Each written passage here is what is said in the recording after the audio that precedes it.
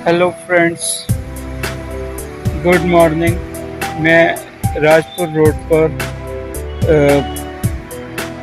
बैठा हुआ हूँ और आज मैंने 57 साल पूरे कर लिया और 98वां जन्मदिन मना रहा हूँ। ऐसे में मैं आपसे कुछ शेयर करना चाहता हूँ। मैं आपसे ये रिक्वेस्ट करूँगा कि आप लाइफ में सिर्फ पैसे को ही उद्देश्य ना बनाएं, क्योंकि पैसा सिर्फ एक मार्ग है जिससे हम अपनी आवश्यकताएं पूरी कर सकते हैं। ज़रूरी नहीं है कि हम वो सारी आवश्यकताएं पूरी कर ही पाएं और उनका पूरा आनंद भी ले पाएं। अब हम एक बाइक खरीदते हैं, शुरू में हमें बड़ा आनंद आता है, लेकिन 2-4 साल बाद हमें लगता है अरे यार ये तो बहुत बेकार हो गई है, ये है। तो ये इस तरह से पैसा तो एक प्रकार से नाशवान है।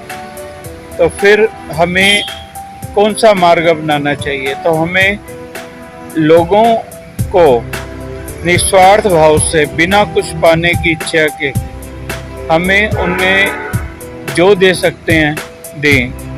बात पैसे की नहीं है, हम अपना ज्ञान दे सकते हैं जो मैंने ज़िंदगी भर किया है, मैंने किताबें बांटी हैं, और इस तरह के अगर कोई काम कर सकते हैं तो करें।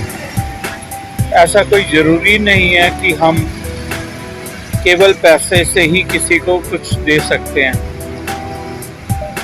अनुभव भी एक बड़ी चीज़ होती है। तो मैंने जो अनुभव से सीखा है कि हम जितने ज़्यादा मित्र बनाएंगे उतने ही ज़्यादा हमारी लाइफ मानी जाएगी, ना कि हमारी लाइफ ईयर से गिनी जाएगी। मेरे ज़िंदगी के बहुत सारे वर्ष हो सकते हैं, लेकिन मैंने उस ज़िंदगी में अगर दुश्मन ही बनाए हैं, दोस्त नहीं बनाए हैं, तो उस ज़िंदगी का कोई फ़ायदा नहीं है।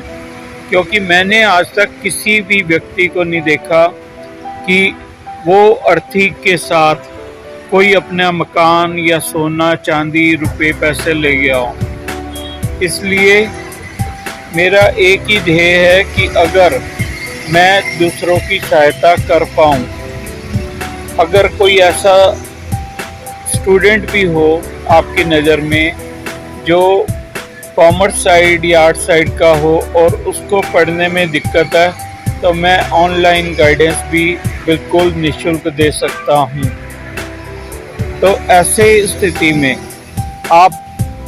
मैंने ज़िंदगी में क्या सीखा है? शुरू से सबसे पहले मैंने ये सीखा कि शेयर मार्केट के जो भी रूल्स रेगुलेशन, किस तरह से शेयर खरीदते हैं, किस तरह से शेयर मार्केट वर्क करती है, उसके लिए कौन कौन से रिसर्च ज़रूरी हैं। अगर उन रिसर्च के बिना आपने शेयर खरीदे तो लॉस निश्चित है। तो ये सब कुछ अगर आप सीखना चाहते हो तो इसके लिए भी आप मेरे से कांटेक्ट कर सकते हैं, जिसके लिए मैं सैटरडे संडे को आपको समय दे सकता हूँ। इसके अलावा मैंने एजुकेशन के अलावा मैंने लाइफ में बड़े सारे ऐसे काम किए हैं। 10 इयर्स तक अपने फादर के साथ कपड़े का बिजनेस किया, तो मुझे बिजनेस की भी काफ़ी अच्छी नॉलेज हुई।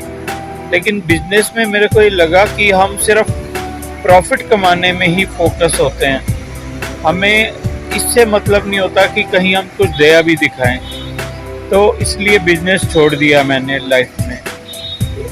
सबसे ज़्यादा सेटिस्फैक्शन पढ़ाने में मिली। जन सेवा भी एक अच्छा माध्यम है, लेकिन जन सेवा में 1-2 लोगों को छोड़कर ज़्यादातर लोग केवल स्वार्थ के कारण ही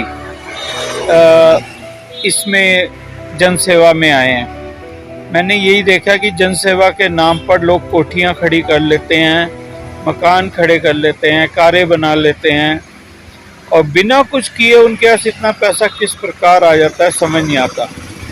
वो करते क्या हैं, कोई प्रोग्राम रख दिया, दिवाली होली, उसके चंदे के तौर पे पैसे आते हैं, आधे अपने घर में आधे वो खर्च कर देते हैं। तो इस प्रकार जनसेवा भी अगर निस्वार्थ भाव से हो तो अच्छी है। ये तो सबसे अच्छा है कि सेवा करो और भूल जाओ, और तब आप सक्सेसफुल हो।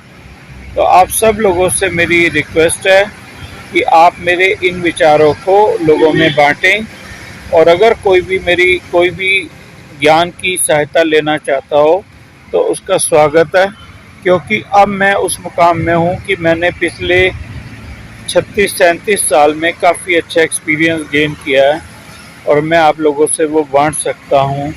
Thank you.